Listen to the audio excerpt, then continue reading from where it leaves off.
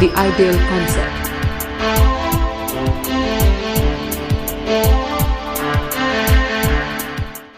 Hello दोस्तों, स्वागत है आप सभी का एक बार फिर से द आइडियल कॉन्सेप्ट चैनल में। मैं फिर से केशव एक बार आपके सामने इंग्लिश क्लास लेके आया हूँ।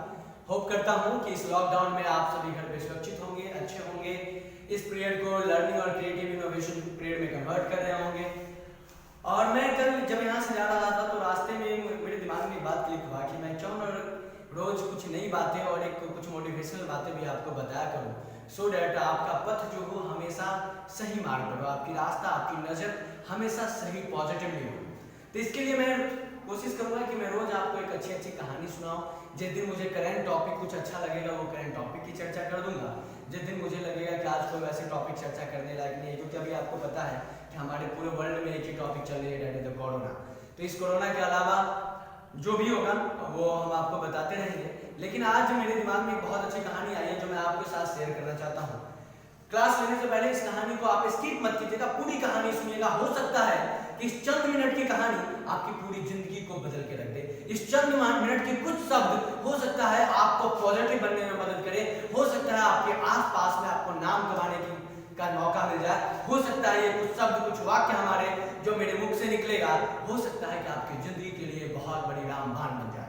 तो स्किप मत कीजिएगा, इसको सुनिएगा। मैं कहानी को सुनाता हूँ और मैं, क्योंकि आप मेरे स्टूडेंट हो और अच्छे स्टूडेंट हो, तो मैं आशा भी करता हूँ कि आप मेरी बात को फॉलो करेंगे और मैं जो भी आपको सुनाऊंगा अपनी लाइफ में इंप्लीमेंट करने की कोशिश करेंगे।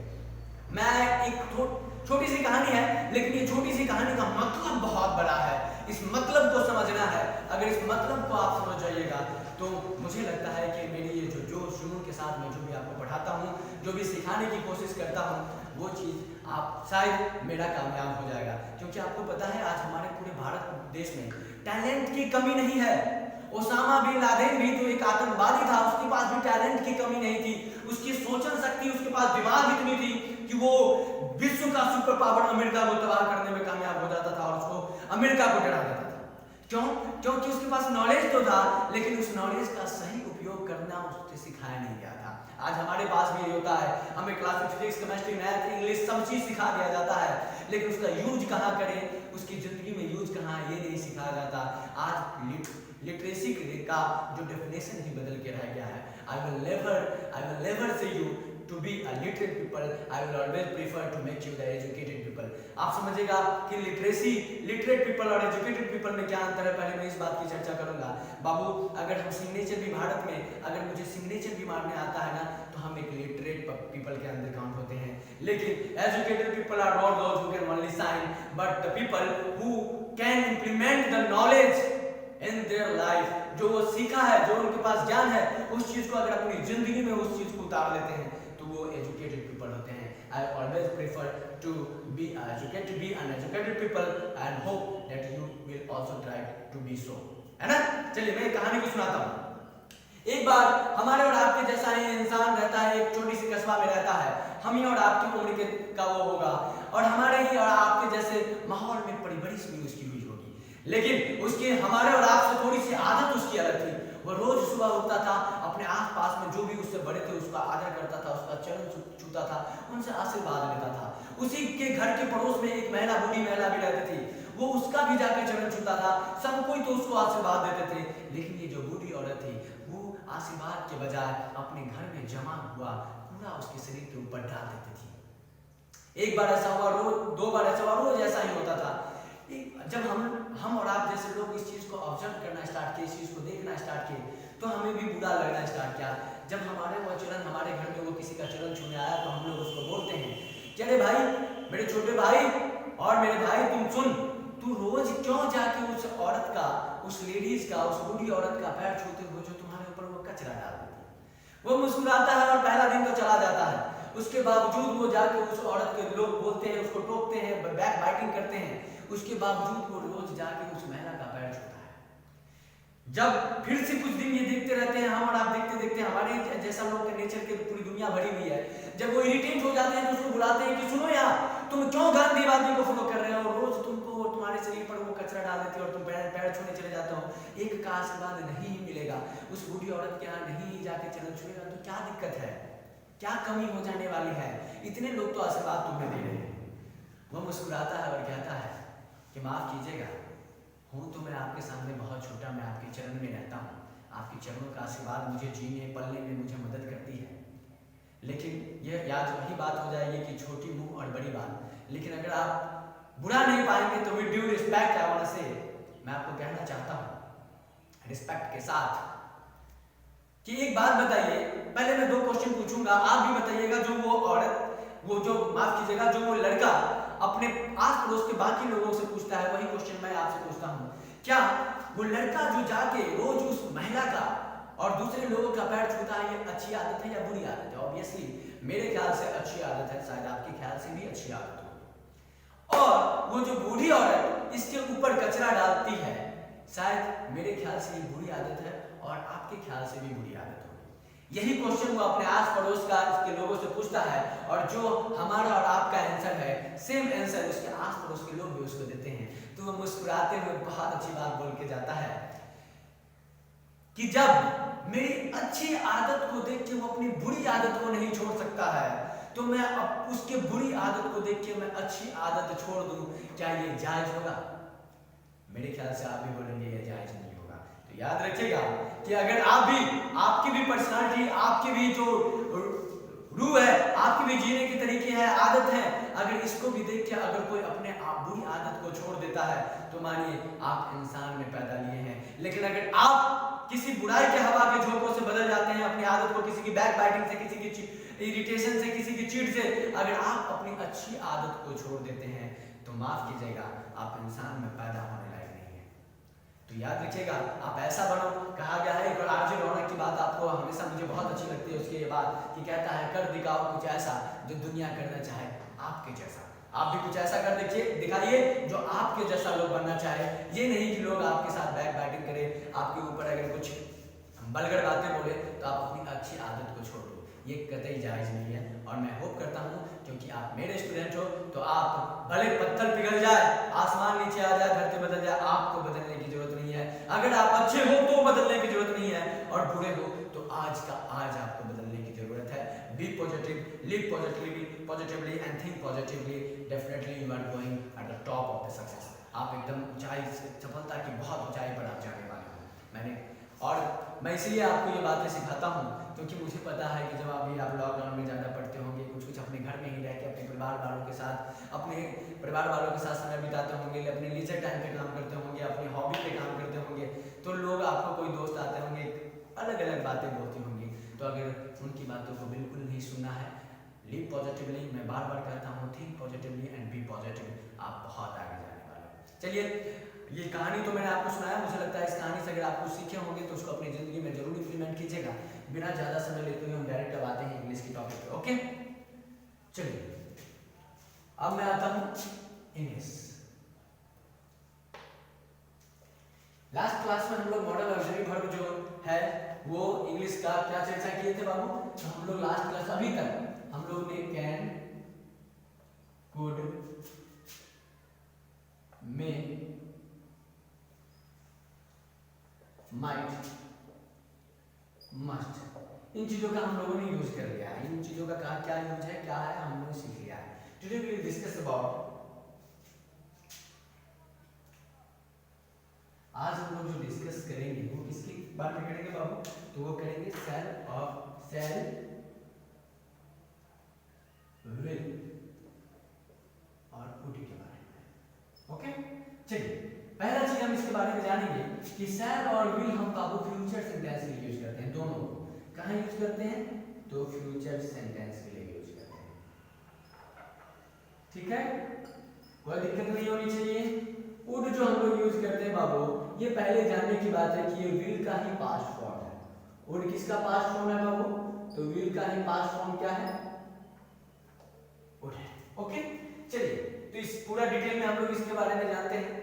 शैल और विल का पहला कंडीशन है कि वो सेंटेंस किसके लिए होना चाहिए? तो फ्यूचर। फ्यूचर का मतलब भविष्य, भविष्य के लिए होगा, तभी हम लोग शैल और विल का यूज करेंगे। ओके, चलिए उसके बाद हम लोग अब दोनों का यूज कब करेंगे? जब दोनों का यूज तभी करेंगे जब सेंटेंस किसके लिए हो? फ्यूचर के लिए हो। लेकिन अब हम देखेंगे कि शैल का कहां पर हम यूज करेंगे और विल का और वुड का वन बाय वन करके हम लोग देखते हैं। पहले हम लोग देख लेते हैं शैल का। तो शैल ट्रेडिशनल ग्रामर के अनुसार सेल को हम लोग आई और वी के साथ यूज करते हैं, जिसको हम लोग बोलते हैं बाबू फर्स्ट पर्सन। क्या बोलते हैं? First person. अब आपके दिमाग में खटक रहा होगा कि ये फर्स्ट पर्सन किस चिड़िया का नाम है, तो मैं बता दूं कि घबराने की बात नहीं है, मैं तुरंत आपको समझाता हूँ कि ये फर्स्ट पर्सन क्या होता है। बोलने वाले को फर्स्ट पर्सन बोलते हैं, यानी स्पीकर जो बोल रहा है उसको फर्स्ट पर्सन बोलते हैं। तो कौन बोलता है इसको? आई और वी, या तो मैं बोलेंगे, मैं बोलूंगा, या हम लोग बोलेंगे, तो ये क्या है? First person. ओके। जो सुनता है, अगर मैं बोलूंगा तो आप लोग सुन रहे हैं, तो आप लोग जो सुन रहा है उसको हम लोग बोलते हैं सेकंड पर्सन, और जिसके बारे में हम लोग चर्चा करते हैं उसको बोलते हैं थर्ड पर्सन। एक छोटी सी एग्जांपल के लिए मैं बोलता हूँ, मेरे सभी विद्यार्थी बहुत तेज हैं। ये बात मैं अपने एक सहपाठी यानी अपने कोई किसी दोस्त से बोल रहा हूँ, अपने कोई कलीग से बोल रहा हूँ।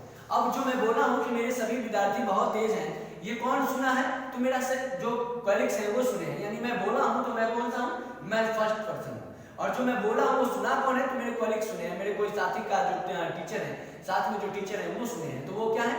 वो सेकंड पर्सन है। और मैंने किसके बारे में चर्चा किया? तो मैंने अपने सभी विद्यार्थी के बारे में चर्चा किया, तो वो क्या है?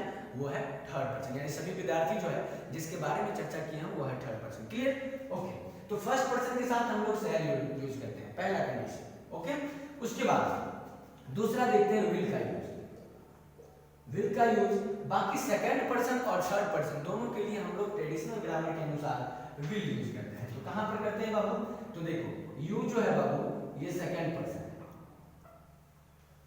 यानी जो सुनता है, मैं कुछ बोलूंगा तो कौन सुनेगा? आप लोग सुनेंगे, तो इसका इंग्लिश क्या होता है? यू।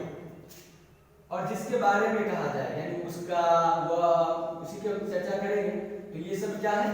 ये सब है बाबू थर्ड पर्सन। और आपको पता है इसी का ही प्लूरल फॉर्म क्या है? दे, जो मैंने पहले आपको बताया। ठीक है, चलिए। इसके अलावा भी सेल और विल का यूज, ये तो ट्रेडिशनल ग्रामर जो आप पहले भी जानते होंगे कि सेल और विल का यूज करते हैं। इसके अलावा भी सेल और विल का यूज होता है, जो मैं अभी आपको बताऊंगा। ठीक है, चलिए। सेल का यूज बाबू कुछ ऐसे भी कंडीशन है जहां पर हम लोग सेकंड पर्सन और थर्ड पर्सन के साथ भी सेल का यूज करते हैं, और फर्स्ट पर्सन के साथ भी विल का यूज करते हैं। तो वो कैसा टर्म और कंडीशन है वो चीज देखिएगा कि कहां पर हम लोग, अभी पहले फिर से मैं इसको रिपीट करता हूं कि सेल और विल यूज करने का पहला कंडीशन होना चाहिए कि वो फ्यूचर सेंटेंस होना चाहिए। ठीक है। दूसरा सेल यूज होगा आई और वी के साथ, और विल होगा यू के साथ और ही सी इट दे के साथ। ओके। अब हम देखते हैं कि इसके अलावा सेल और विल का कहां यूज होता है। तो इसके अलावा बाबू मैंने अभी तुरंत बताया कि सेकंड पर्सन और थर्ड पर्सन के लिए भी क्या यूज होता है? तो वो सेल यूज हो जाता है। कब? जब किसी भी सेंटेंस में डिटरमिनेशन,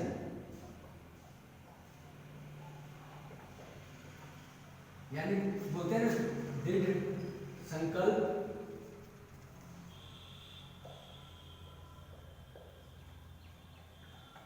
जहां पर दृढ़ संकल्प का बोध हो यानी डिटरमिनेशन का, कंपल्सन यानी अनिवार्य, जरूरी, जिसको करना ही करना है, कोई ऑप्शन नहीं है ना। प्रोमिस वादा है ना, थ्रेट धमकी है ना। जहां पर डिटरमिनेशन, कंपल्सन, प्रोमिस, थ्रेट, इन चीजों का अगर बोध होगा बाबू कहीं भी, तो वहां पर जहां पर इन जिस सेंटेंस में इन चीजों का बोध होगा वहां पर हम लोग क्या करेंगे? वहां पर हम लोग आई वी यानी जो फर्स्ट पर्सन था उसके साथ हम लोग क्या लगा देंगे? विल लगा देंगे। और जो सेकंड और थर्ड पर्सन था, सेकंड पर्सन और जो थर्ड पर्सन था उसके साथ क्या लगा देंगे? उसके साथ हम लोग सेल लगा देंगे। ये चीज नया होगा आपके लिए कि आप लोग अभी तक पढ़े होंगे कि ठीक है आईवी के साथ विल तो लगता है, आईवी के साथ सेल भी लगता है, लेकिन ही सी इट दे के साथ भी सेल लगता है। ये आपके लिए शायद नया होगा, तो समझ लीजिएगा कि जहाँ पर हम लोग किसी दृढ़ संकल्प लेते हैं या कोई ऐसा सेंटेंस जहाँ अनिवार्य हो, जहाँ वादा हो, धमकी हो, इन चीज़ों की अगर कहीं भी अगर वो एक्सप्रेशन आती है, ऐसा कोई भी एक्सप्रेशन आती है, तो वहाँ पर हम लोग क्या चीज की यूज करेंगे तो सेकंड पर्सन, और थर्ड पर्सन के लिए सेल का, और फर्स्ट पर्सन के लिए विल का यूज करेंगे। याद रखिएगा एक चीज और कि अगर हम फर्स्ट पर्सन के साथ विल का यूज किए भी और उसका अगर इंट्रोगेटिव सेंटेंस में फिर इसी सेंटेंस का, जैसे मान लो तो मैंने लिख दिया आई विल टीच यू, इसका मतलब आपको क्या है कि मैं तुम्हें अवश्य यानी अनिवार्य है कि मैं तुम्हें पढ़ाऊंगा ही, इसमें एकदम कंपल्सन है, इसमें कोई दो राय नहीं है। तो ऐसे इसलिए मैंने आई के साथ कंपल्सन का वो, तो वहां फर्स्ट पर्सन के लिए क्या यूज करेंगे विल, और आई क्या है फर्स्ट पर्सन है तो विल हमने यूज किया। और अभी हमने तुरंत बोला कि जब ही इसका इंट्रोगेटिव सेंटेंस बनाएंगे तो फिर इसके साथ हम लोग सेल का यूज करते हैं।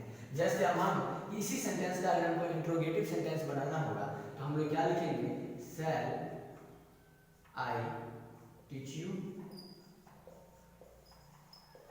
अब देखिए, अब ये इंट्रोगेटिव सेंटेंस है। अब आपको लगता होगा कि इंट्रोगेटिव सेंटेंस क्या है, तो मैं ये सेंटेंस टाइप ऑफ सेंटेंस जब पढ़ाऊंगा तो मैं बताऊंगा कि इंट्रोगेटिव सेंटेंस क्या है, तो हम उसकी सेंटेंस की बेसिक बात को ही जान रहे हैं। लेकिन फिर भी मैं अभी आपको बता देता हूँ कि जिस क्वेश्चन का आंसर हाँ या ना में होगा उसको हम लोग इंट्रोगेटिव सेंटेंस बोलते हैं। जैसे मैं बोला क्या आप खाए हो, तो आप जवाब क्या दोगे, हाँ या नहीं। क्या आप पढ़े हो, तो हाँ या नहीं। क्या तुम लड़का हो, तो हाँ या नहीं। तो ऐसे क्वेश्चन जिसका जवाब हाँ या नहीं में आएगा, यस और नो में आएगा, उसको हम लोग इंट्रोगेटिव सेंटेंस बोलते हैं। तो जब भी हम लोग फर्स्ट पर्सन के साथ विल का यूज करेंगे और उसी सेंटेंस का अगर इंट्रोगेटिव सेंटेंस में हम कन्वर्ट करेंगे तो इंट्रोगेटिव सेंटेंस में हम विल की जगह क्या यूज करेंगे, सेल यूज करेंगे, ठीक है। और बाकी सेकंड पर्सन थर्ड पर्सन के साथ सेल का भी यूज करेंगे जब इन चीजों का बोध होगा। क्लियर? ओके, अगर डाउट होगी तो कमेंट बॉक्स में बताइएगा। अब मैं आपको यूज सिखा रहा हूँ वुड का। सेल और विल का इतना यूज आपको समझ में आ गया होगा। अब मैं आपको सिखाऊंगा बाबू वुड का। किसका? वुड का। चलिए, ये बेसिक नॉलेज जो है आपको मैं दे रहा हूँ। फिर जब मैं टेंस में भी सेल विल का यूज होता है, फ्यूचर टेंस में और भी जगह यूज होता है, तो कहाँ कैसे यूज होगा जब हम फिर सेंटेंस पर जाएंगे और बाकी ग्रामर पढ़ते रहेंगे तो वैसे ऐसे सीखेंगे। अभी मैं बेसिक मॉडल एक्चुअली वर्ड की बेसिक यूजेस कहाँ होती है वो चीज मैं कोशिश कर रहा हूँ कि आपके साथ डील करूँ। ओके, अब हम देखते हैं सेल विल तो हमने देख लिया, चलो मार्क कर देते हैं इसको भी। अब हमको देखना है वुड। चलो वुड देखिए, मैंने वुड के बारे में पहला क्या बताया बाबू कि वुड जो है विल का पास्ट फॉर्म है, पास्ट फॉर्म ऑफ विल। ये क्या है, तो ये पास्ट फॉर्म ऑफ विल, पहला चीज इसका इंट्रोडक्शन। ओके, विल का पास्ट फॉर्म ही वुड होता है। इसको कहां कहां यूज करते हैं, तो इसको हम लोग पास्ट का हैबिट या रूटीन को दिखाने के लिए हम लोग यूज करते हैं, ठीक है। पास्ट हैबिट या रूटीन को दिखाने के लिए वुड का प्रयोग करते हैं, ठीक है। जैसे मैं बोल दिया एग्जांपल में देख लो, I would go to school by bus, है ना। ये पास्ट की हमारी क्या दिखा रहे हैं, पास्ट की हैबिट कि मैं स्कूल किससे जाया करता था, तो बस से जाया करता था, ठीक है। चलिए इस तरह फिर वुड का भी हम लोग जो है बाबू वुड का प्रयोग और करते हैं जहां पूरी कल्पना हो। जैसे यदि मैं चिड़िया होता तो आसमान में उड़ता, है ना, तो यार होता तभी तो, ये कल्पना ही कर रहे हैं हम, चिड़िया तो है नहीं। तो जहां हम पूरी कल्पना करते हैं वहां भी वुड का प्रयोग करते हैं। तो वुड का प्रयोग क्या करते हैं हम लोग, जहां पूरी इमेजिन करते हैं, जैसे थॉट है हमारी, जैसे लिख लो पूरी कल्पना की। तो क्या है पूरी कल्पना, तो समझिएगा। जैसे मैं बोलता हूं ना, यदि मैं राजा होता तो तुम्हें फांसी दिलवा देता, तो राजा होते तभी तो। यदि मैं चिड़िया होता तो बोलता if I were a bird I would fly in the sky, है ना। तो वही बात है, पूरी कल्पना के लिए। इसको हम पॉसिबिलिटी में भी करते हैं। पॉसिबिलिटी जो जहां संभावना, मैंने बताया था ना, जहां संभावना हो, है ना, वहां भी हम लोग इसको करते हैं, ठीक है। जैसे ही वुड बी स्लीपिंग, यानी वो क्या है, वो सो रहा होगा, ये हो सकता है सो भी रहा होगा, नहीं भी सो रहा होगा, वहां भी हम लोग करते हैं, ठीक है। वुड का वो भी करते हैं। वुड का बाबू, वुड का भी हम लोग पोलाइट रिक्वेस्ट, जिसमें हिंदी में क्या बोलते हैं, विनम्र निवेदन बोल सकते हैं, है ना। पोलाइट रिक्वेस्ट के लिए भी हम लोग वुड का प्रयोग करते हैं, जहां पर वुड यू हेल्प मी, क्या तुम मुझे मदद करोगे, तो ये भी क्या हम लोग करेंगे, ये यहाँ वुड का प्रयोग करते हैं। तो ये सब बेसिक यूज है वुड का।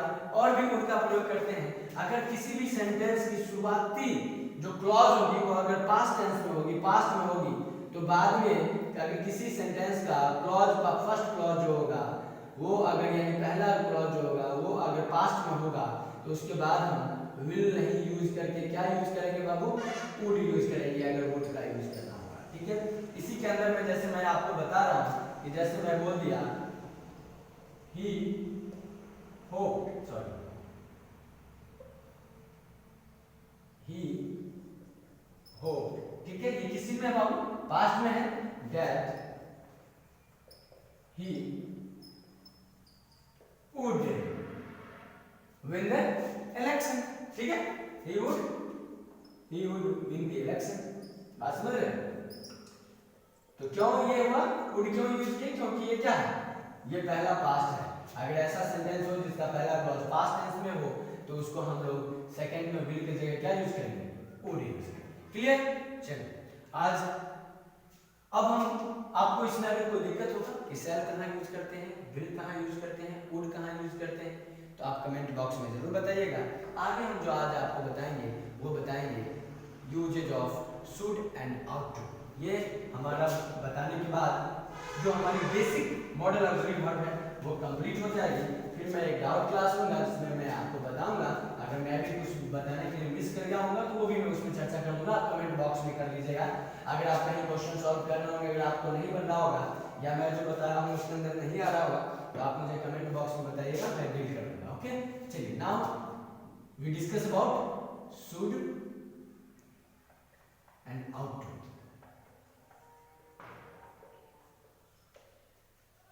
दोनों को हिंदी के लिए दोनों को तो हम लोग यूज करते हैं चाहिए, क्या यूज करते हैं बाबू, चाहिए, इसमें भी चाहिए और इसका भी हिंदी के वाक्य के अंदर लगाना है चाहिए, है ना। अब दोनों में अंतर कहाँ है, कहाँ पर शुड यूज करेंगे और कहाँ पर आउट टू यूज करेंगे, ये हमारे लिए समस्या की बात है। कोई समस्या नहीं है क्योंकि हम जैसा सोचते हैं वैसा ही होगा। अगर हम इसको समस्या समझ लेंगे तो ये हमारे लिए समस्या होगा, तो हमारे लिए कोई समस्या नहीं। अभी हम इसका सोल्यूशन देख लेते हैं। देखिएगा शुड का बाबू एडवाइस जो है ना या सजेशन,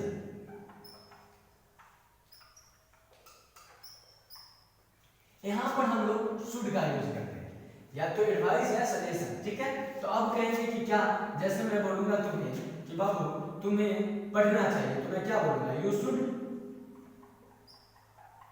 रीड, है ना, तुम्हें पढ़ना चाहिए। इसका हिंदी क्या होता है बाबू, तुम्हें पढ़ना चाहिए, तुम्हें पढ़ना चाहिए, लगा है ना, अंतिम में क्या लगा हुआ है हिंदी के वाक्य के अंतिम में चाहिए। तो ये हम क्या बना दें, यू शुड रीड, जो कि मैं आपको सलाह दे रहा हूं आपको पढ़ना चाहिए। लेकिन जहां फॉर्मल ऑब्लिगेशन होगा, फॉर्मल ऑब्लिगेशन, अभी क्या होता है फॉर्मल ऑब्लिगेशन तो मैं बताता हूं, जहां नैतिक कर्तव्य जुड़ा होगा, ठीक है, जहां नैतिक, इसको बोलते हैं नैतिक कर्तव्य। जैसे हमें अपने माता पिता की आदर करनी चाहिए, सम्मान करनी चाहिए, यहाँ ये हमारा नैतिक कर्तव्य है। हमें अपने देश से प्यार करना चाहिए, ये हमारा नैतिक कर्तव्य है। तो जहाँ पर नैतिक कर्तव्य होगा वहाँ पर हम क्या करेंगे, वहाँ पर आउट टू का यूज करेंगे। तो कैसे आउट टू का यूज करेंगे, जैसे मैं बोला कि हमें अपने से बड़ों, यानी हमें अपने से बड़ों का क्या करना चाहिए, आदर करना चाहिए, सम्मान करना चाहिए। तो चलो मैं लिखता हूँ, हमें माता पिता ही लिख देते हैं, ठीक है, माता पिता का सम्मान करना चाहिए, क्या आदर करना चाहिए, है ना। आपको जो अच्छा लगता है लिखिए। अब ये क्या है, इस सेंटेंस को देखिए क्या है कि ये हमारी नैतिकता से जुड़ी हुई है, ये हमारी मोरल से, मोरलिटी से जुड़ी हुई है।